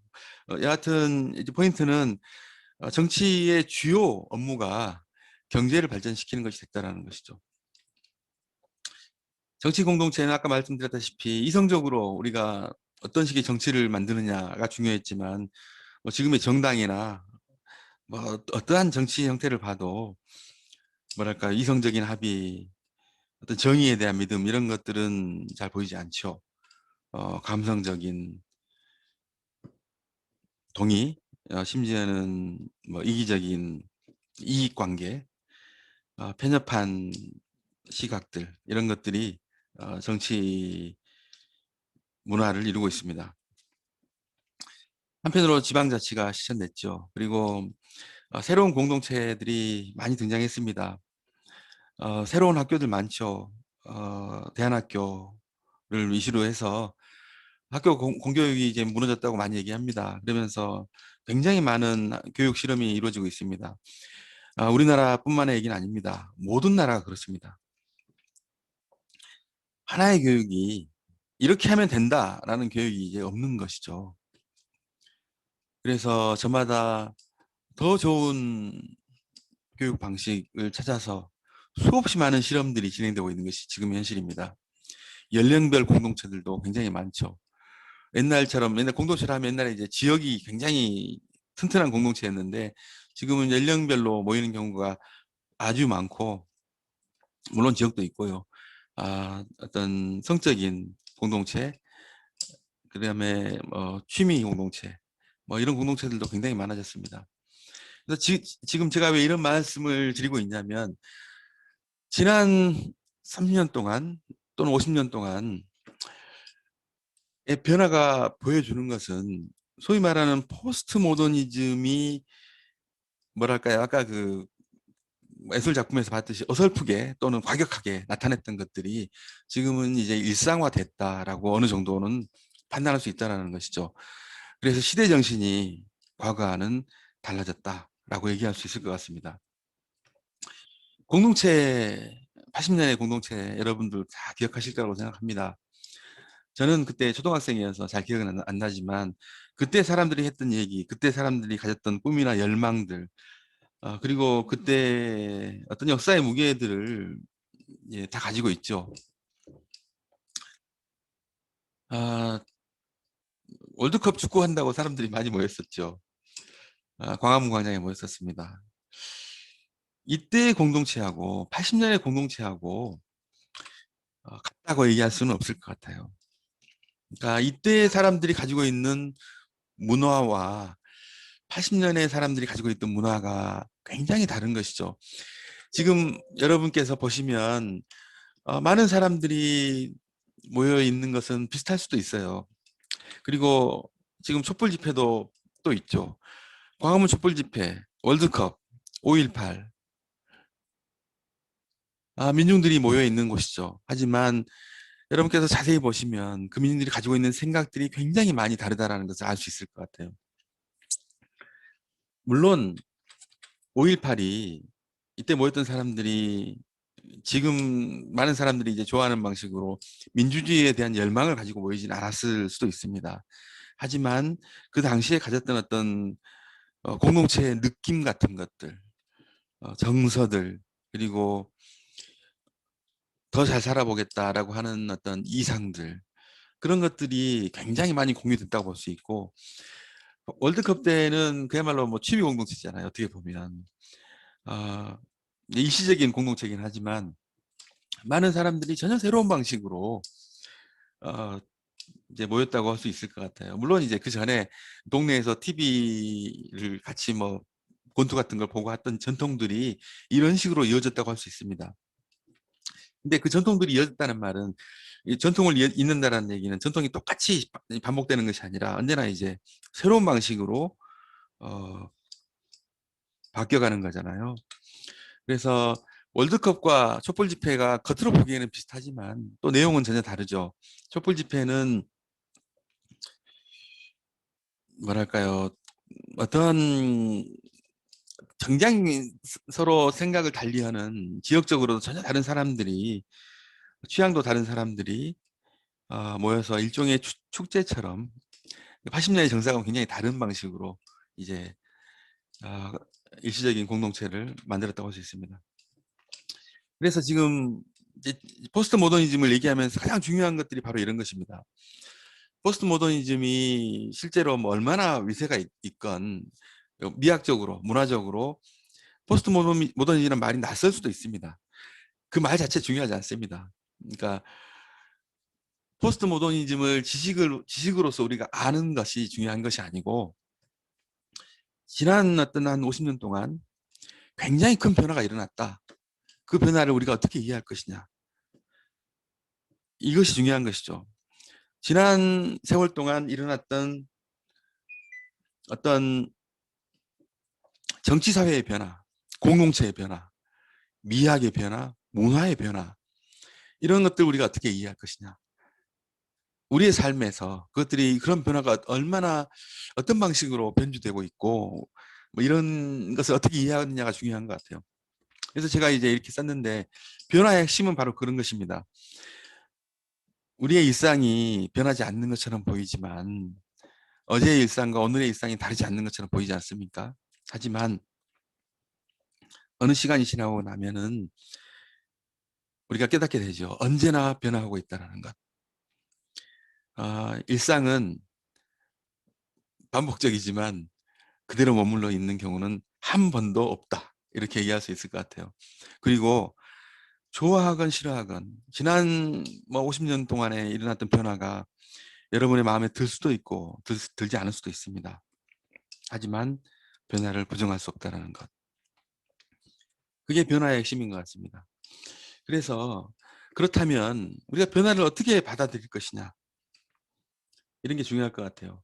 우리가 가족 구성이 굉장히 많이 변화했잖아요. 이것을 해체로 볼 것이냐, 아니면 다양한 형태의 가족 등장으로 볼 것이냐, 공동체의 몰락으로 볼 것이냐, 새로운 공동체의 출현으로 볼 것이냐, 전통사회의 붕괴로 볼 것이냐, 전통사회에 대한 재평가로 볼 것이냐, 민주주의의 실종으로 볼 것이냐, 새로운 방식의 민주주의를 볼 것이냐, 문화적 연대의 상실로 볼 것이냐, 다른 방식의 문화적 연대로 볼 것이냐, 정치의 실종, 정치의 요즘 뭐 잘 쓰는 말로 얘기하면 정치의 경제화로 볼 것이냐, 아니면 대한 경제의 모색, 새로운 정치의 모색으로 볼 것이냐, 이런 것들이 우리가 변화를 인식하는 방식인 것 같습니다. 제가 어떤 방식으로 인식하는 게 좋다, 나쁘다 이런 얘기를 하는 건 아닙니다. 하지만 어쨌든 간에 변화를 인식하고 그것이 내 삶에서 이것이 어떤 의미를 가지고 있는가를 생각하는 것은 중요한 것 같습니다. 지금 나와 있는 제가 지난 50년간의 변화, 미학의 변화 이런 것들을 잠깐 얘기했는데요. 그 변화의 핵심은 그것입니다. 제가 이해하고 또 많은 사람들이 이해하는 것은 그동안에 권위에서 다양성으로, 어떤 하나라는 것의 중요성에서 차이의 중요성으로 바뀌어왔다. 이렇게 얘기할 수 있습니다. 그러면서 최근에 가장 핵심적으로 떠오르는 화두가 있습니다. 차이. 예컨대 차별로서의 차이가 있습니다. 20년 된 트럭을 몰고 다니는 사람과 굉장히 고가의 외제차를 몰고 다니는 사람이 차이죠. 하지만 그것은 단순한 차이가 아니지 않습니까? 근데 제가 이 옷을 입는 것과 여러분께서 지금 입고 계신 옷을 입는 것은 순수한 차이라고 볼 수 있습니다. 하지만 우리는 모두 다 알고 있습니다. 어떤 옷을 입느냐가 그 사람의 사회적 지위를 나타내고, 그래서 그것이 단순한 차이가 아니라 차별적인 현실을 보여준다는 것을 알고 있습니다. 현재 많은 사람들이, 또 특히 많은 젊은이들이 개성이라는 이름으로 사실 이제 차이를 설명합니다. 개성 중요하고 내 자신의 목소리를 만들어내고 내가 스스로 내가 원하는 삶을 만들어가는 것이 인문학의 핵심이잖아요. 여러분이 여러분의 삶에 대한 진지한 고민을 하고 자기 자신의 고민을 찾아 나가고 그걸 책을 통해서, 예를 들면 사색을 통해서, 음악을 통해서, 미술을 통해서 어떤 것이든 간에 내가 하고 싶은 방식으로 삶을 살아내는 것, 내가 내 삶의 주인이 되는 것. 뭐 예컨대 이런 것이 인문학의 이상이라고 할 수 있을 것 같아요. 근데 그런데 왜 인문학이 필요하느냐? 그건 방법으로서도 필요하지만 이제 인문학은 기본적으로 뭐라 그러죠? 세상을 아, 이익의 관계가 아닌 다른 방식으로, 그것이 이제 뭐 아름다움이건 이런 예컨대 아니면 고민이건 간에, 사회에 대한 고민이건 영혼에 대한, 아까 도스토옙스키처럼 예를 들어서 영혼에 대한 고민이건 울프의 만남의 관계에 대한 고민이건 간에 내 고민을 하면서 살아가는 것, 그런 고민들을 이제 하는, 뭐랄까요, 깊이 있는 고민을 우리가 책을 통해서 배울 수도 있고 하는 것이 때문에 그 중요한 것이지, 뭐 지식을 자랑하기 위해서 인문학을 배우는 건 아니죠. 여하튼 그래서 이제 다시 돌아가서 내 삶을 살기 위해서 내가 개성을, 나만의 어떤 차이를 만들어내는 건 중요합니다. 하지만 그것들이 우리가 차이로 착각하면 안 된다는 것이죠. 근데 현재는 우리가 차이라고 합리화하는 것이 사실 차별인 경우가 굉장히 많다, 이렇게 얘기할 수 있습니다. 그래서 진정한 차이, 인문학적 차이, 저는 인문학자로서 그렇게 얘기하고 싶은데요. 그런 차이들을 좀 진지하게 고민하는 것이 필요하다라고 할 수 있을 것 같고, 다양성 지금 굉장히 다양하다고 얘기합니다. 그런데 다양성에도 여러 가지 의미가 있습니다. 시장의 다양성이 있습니다. 시장에 뭐 예를 들어서 뭐 고무장갑만 사도 굉장히 여러 가지 고무장갑이 있는 것이죠. 어, 그런데 끊임없이 시장에서는 사라고 하지 않습니까? 차가 뭐 아반떼가 있고 뭐 많지 않습니까? 차를 고를 수 있는 자유가 있죠. 하지만 내가 차를 타지 않을 수 있는 자유, 근데 자전거를 탈 수 있는 자유, 산책할 수 있는 자유, 이런 자유들은 시장에 나와 있지 않습니다. 그리고 다양하다는 것이 여러 가지 의미가 있을 수 있는데요. 너는 너의 삶을 다양하게 사는 거고, 그런 나는 나의 삶을 사는 거다. 좋은 말입니다. 하지만 다양성이라는 것이 무관심이 돼서는 안 되죠. 너대로 살아라. 관심 없다. 너는 너만의 삶도 있고 나의 삶도 있고 다양하게 사는 것이니까 라고 하면서 사회적인 뭐랄까요, 어려운 사람들, 약자들, 주변의 이웃들에 대해서 무관심을 다양성이라는 말로 표현하는 경우도 많은 것 같습니다. 어쨌든 그래서 어, 차이, 평등한 차이, 그러니까 차별로서의 차이가 아니라 평등으로서의 차이, 무관심으로서의 다양성이 아니라 다양한 삶이 어우러지는 공동체적인 다양성, 이런 것들을 생각하는 것이 지금의 미학과 문화의 과제라고 할 수 있는 것 같습니다. 그러니까 이걸 다시 얘기하면, 이제 정리를 하면 그렇습니다. 20세기 초반에 시작한 모더니즘이 어떤 사회적인 권위, 사회적인 열망들을 담아내는, 그것이 문학이건 정치건 간에 그걸 담아낼 수 있는 그릇이 되어 왔습니다. 그렇기 때문에 그런 권위가 있었던 것이죠. 모더니즘의 권위. 거기서 나온다고 할 수 있습니다. 포스트 모더니즘이 이후에 모더니즘의 권위를 깨면서 등장하지요. 포스트 모더니즘의 전언은 이런 것입니다. 사람은 다 다르다. 사람은 다양하다. 문화도 다양해야 한다. 그리고 나서 포스트 모더니즘이 등장한 지 이제 50년이 지났습니다. 지금은 다양성의 진정한 의미가 무엇인지, 차이의 진정한 의미가 무엇인지, 정말 개성이 있다라고 앤디 워홀처럼 모든 것이 예술이 될 수 있다. Everything can be an artwork. 어떠한 것이라도 예술 작품이 될 수 있고, Everyone can be an artist. 모든 사람이 작가가 될 수 있다라고 얘기했지만 현실적으로 그렇지 않다라는 것이죠.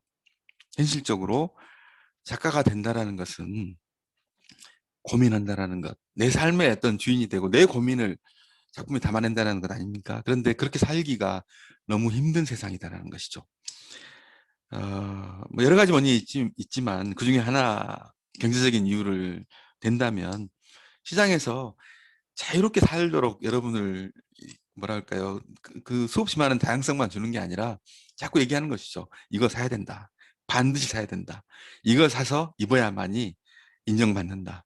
이거 사서 입어야만이 무시당하지 않는다라고 계속 얘기를 한다는 것이죠. 그래서 차이라는 것의 본질은 독특함으로서의 차이인 거죠. 우리가 모두가 특별하고 모두가 독특한 그런 의미에서의 차이인 것이지 내가 저 사람보다 좀 나은 그런 차이는 이게 아니라고 얘기할 수 있습니다. 요즘 빗장 공동체가 많이 만들어지고 있습니다. 제가 시간을 너무 많이 쓰고 있네요. 토론도 여러분 말씀도 좀 드려야 되는데 하여튼 이렇게 빗장 공동체를 해놓고 그 공동체 안에서는 어, 굉장히 이제 뭐랄까요 빗장을 왼쪽에 있는 사진처럼 빗장을 할 수 있는 사람들은 잘 사는 사람들이죠. 잘 사는 사람들은 덜 싸우죠. 여러분도 잘 아시겠지만 잘 사는 사람들은 고상하지요. 그래서 좋은 공동체를 만들 수 있습니다. 하지만 그거는 차별로서의 차이라고 볼 수 있습니다. 오른쪽에 길을 보면 누구나 갈 수 있는 길이 있습니다. 이 길과 저 길이 다른 것처럼 다양한 길에 대한 그런 얘기들이 있어야 돼요. 다양성에 대한 합의도 마찬가지입니다.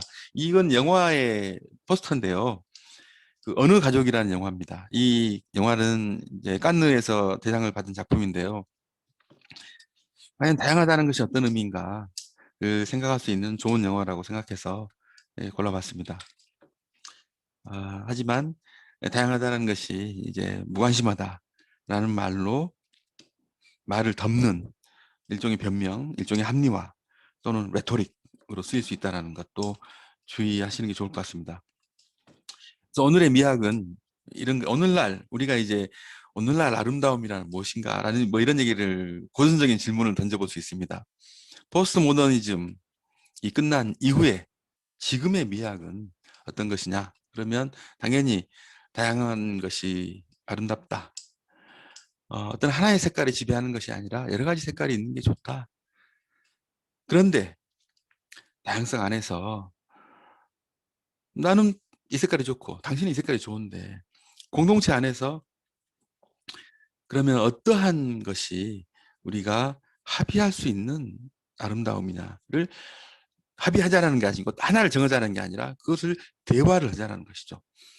끊임없는 대화의 역동을 통해서 뭐랄까요 하나를 정하고 다른 것들을 없애버리자는 얘기가 아니라 합의를 만들어 나가면서 서로 아름다움에 대해서 이야기를 하는 것 그 자체가 이제 문화하고 미학이라고 할 수 있습니다.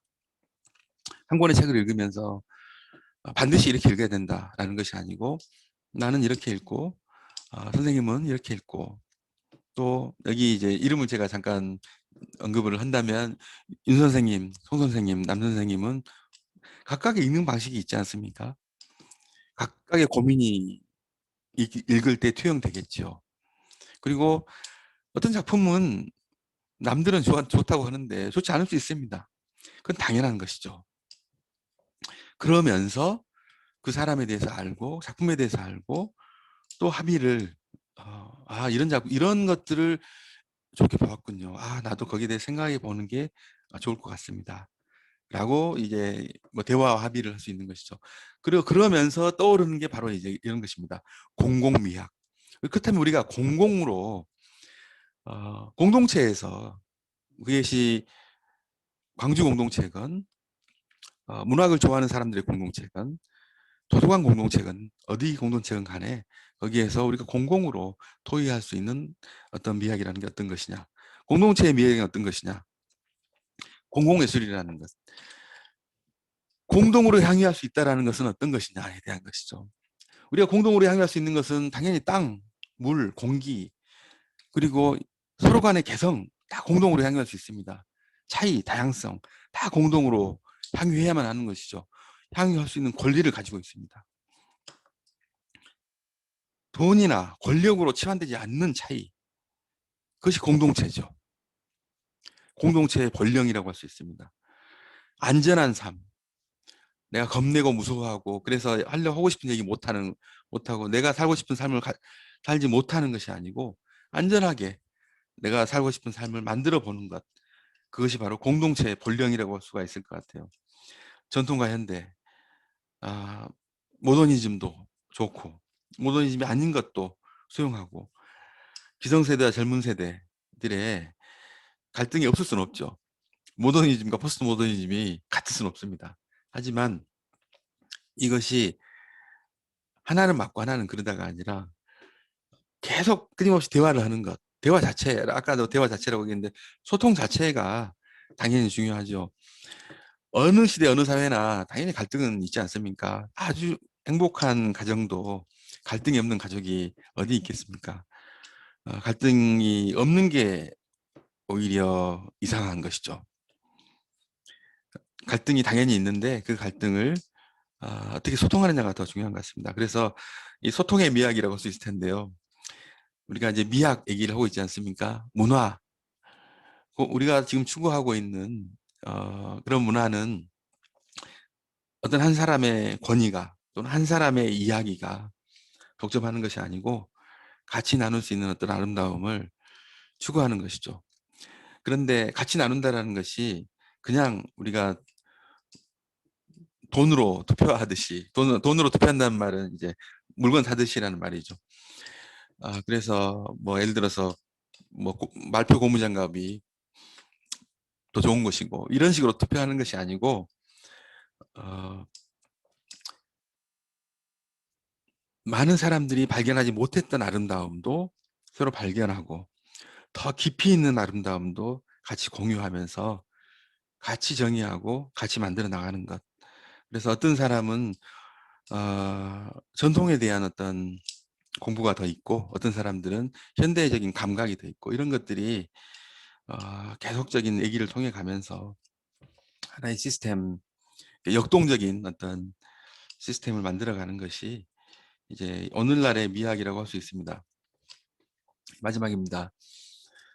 그래서 이제 지금도 변하고 있고 과거에도 끊임없이 변화해 왔고 그런 어떤 문학의 변화, 미학의 변화, 문화의 변화, 책 읽는 방식의 변화, 각각의 삶의 변화, 그 변화를 어떻게 이해하고 또 그 변화에서 새로운 가능성과 희망을 찾아낼 수 있을 것이냐. 옛날의 방식대로 제가 이 뒷상에 아까 파운틴이잖아요. 작품을 좋아하지는 않습니다. 정말로 솔직히 이제 그렇게 아주 대단한 작품은 아니다고 저는 생각하고 있습니다. 하지만 그 정신은 새겨볼 만하죠. 기존에 있는 것들을 무비판적으로 따라갈 때 새로운 것들이 보이지 않습니다. 신문에 서는 얘기들을 그대로 받아서 내가 복사할 때 똑같은 얘기를 할 때 내 삶의 변화가 있기가 힘들죠.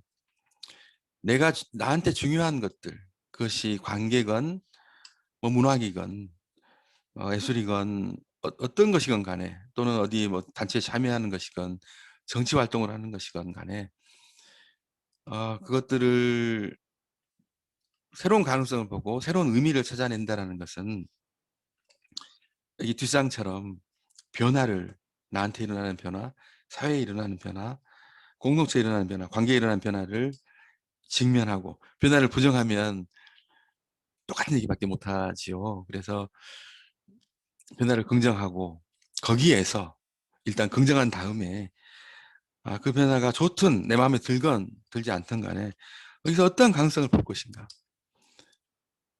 이것인 것 같습니다. 그러니까 인정하지 않으면 새로운 가능성을 보기도 힘들지 않겠습니까? 문학을 본다라는 것이 언제나 이제 제가 이제 이걸 첫 시간에 준비한 이유가 바로 이제 이런 이유인데요. 여러분 이제 뭐 가능하면 저기로 나오시죠. 비디오로 나오시죠. 그래서 문학을 본다라는 것은 언제나 새로 읽는다라는 것들을 얘기하는 것 같습니다. 새로 읽고 새롭게 보고 내 삶에 비추어서 새로운 해석을 전개하는 것 그런 것들이 문학을 보는 방식인 것 같습니다. 그래서 그런 방식을 뭐랄까요, 가장 잘 실천했던 어떤 흐름이라고 할 수 있을 것 같은 포스트 모더니즘을 골랐습니다. 제 강의는 여기까지인데요. 제가 시간을 너무 많이 썼네요. 좀 토론도 하고 여러분 말씀도 좀 드려야 되는데요. 여러분 비디오를 켜고 나오시지 않겠습니까?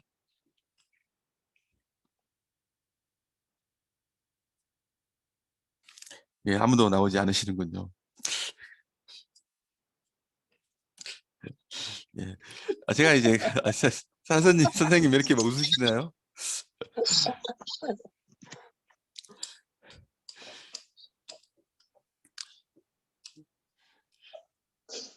원래 사실 이렇게 그, 그 온라인으로 하면 집중도가 많이 떨어지거든요. 그래서 많이 힘들어 하세요.